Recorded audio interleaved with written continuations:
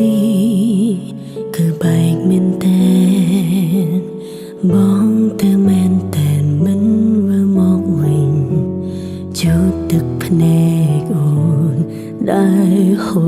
របែកគ្នាលើកនេះលែងអាចបន្តតែអូននឹករឿងអតីតពេលដែលមានបងនៅមិនតន់បំភ្លេចអនុសាទុំបីឈឺប៉ុណ្ណាអារម្មណ៍ប្រាប់ថានៅនឹកស្ងួនបងមានហេតុផលច្រើនណាស់សម្រាប់ចាតែមិនមានហេតុផលដើម្បីវល់វិញរកមនុស្សម្នាក់ដែលមិនអាចបំភ្លេចថ្លៃអូព្យាយាមហើយតែមិនអាចឈប់រីករាយទឹកភ្នែកហូរព្រោះភាពឈឺចាប់ស្ទើររៀ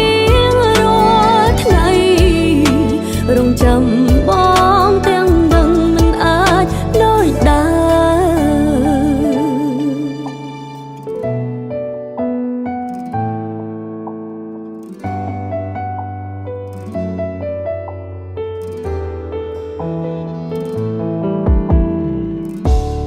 បែកគ្នាលើកនេះ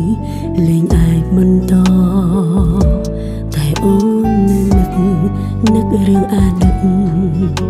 ពេលដែលមានបងនៅមិនតន់បំភ្លេចអនុសាទុំបីឈឺប៉ុណ្ណា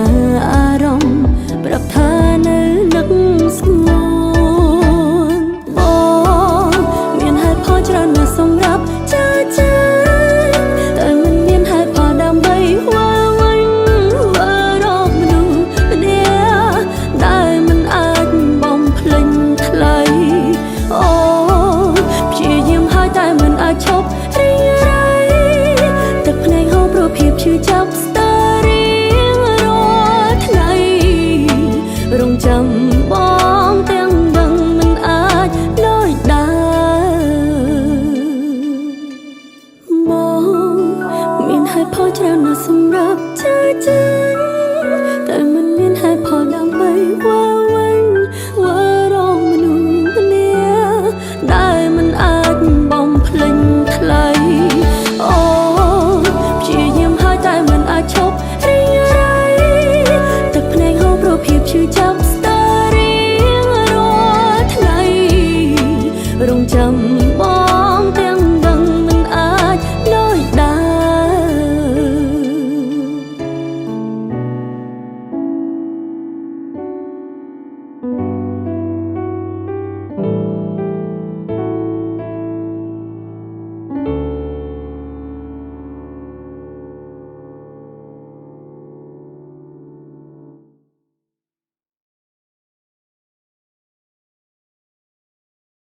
ស្រទន់ស្រស់ស្រាយទាំងអស់គ្នាវឌ្ឍនៈព្រីមៀមឡៃពិសាដោយការទទួលខុសត្រូវ